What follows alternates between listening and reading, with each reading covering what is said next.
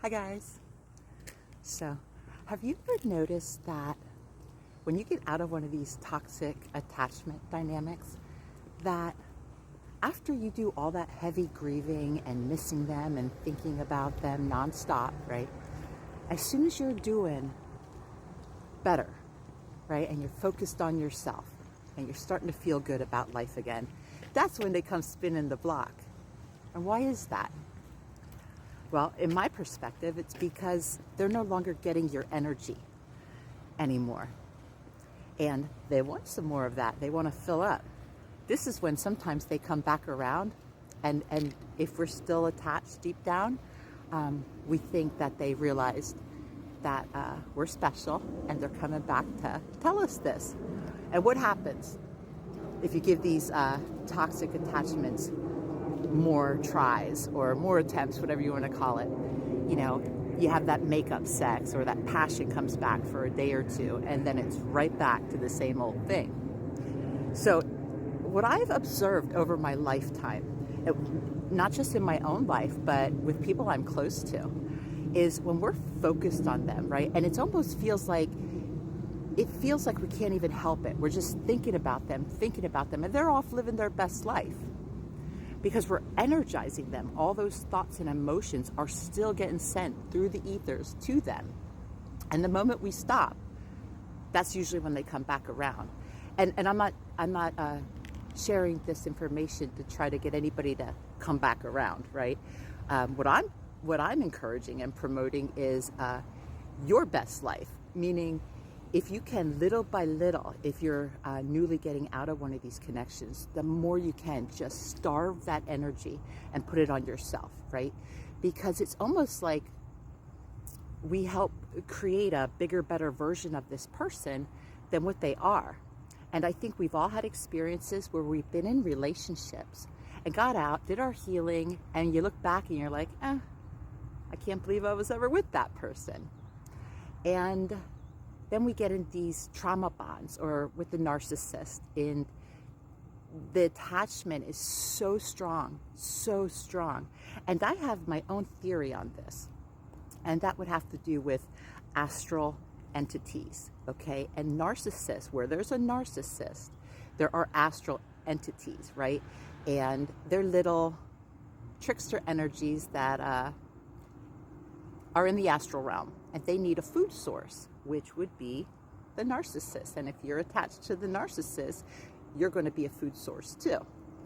So this is just my theory and what I've come to learn from the people I know in my life and myself, and what I've seen online.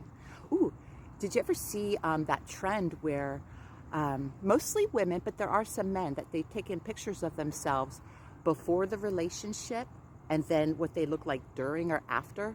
And it just looks like the life has been completely sucked out of them. Some people get really thin and lose their hair. Others get really heavy and look a mess, you know. And my theory on that is it's all energy, right? If our energy is going to them, we're literally supplying them with their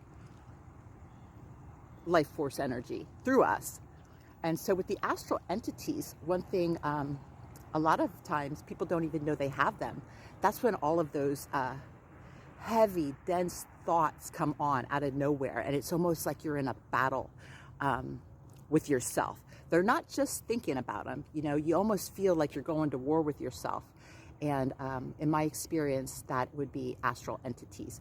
And the best way to clear those is through a high vibration, because there's nothing to be afraid of. It's just to be mindful of where you're placing your attention. And what we place our attention on controls us. It owns us, right? And so I just wanted to share that, because if you have a lot of thoughts about this person and a lot of emotion about this person, it's like feeding it, right? And it's taking it away from you, and you deserve your own energy and your own vibrancy and your own happy life.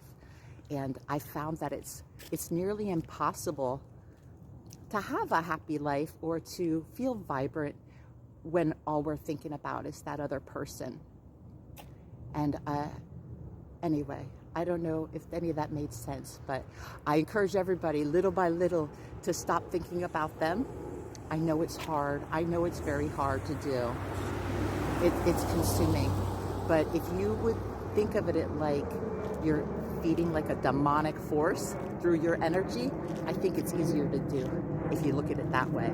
And then put that energy on you and have your own little glow up or whatever you want to do. Sorry, there's a plane. I just can't seem to get quiet places, or my timing is a little off. But anyway, I'm sending you lots of love. I just wanted to share that because I think it is, I don't know, I think it's helpful because I think it's encouraging to know that you have the power to take your energy back by just ceasing to think little by little, less thoughts on them, more thoughts on yourself. And if they've moved on to somebody else, it's almost like feeding that new relationship. And none of us want that. And I don't mean to say this by, we don't do anything for vengeance, right? We're not doing it against the other person. We're doing it for ourselves. All right. I think that's all. I'm off to the gym and I hope everybody has a beautiful day. Love you. Bye.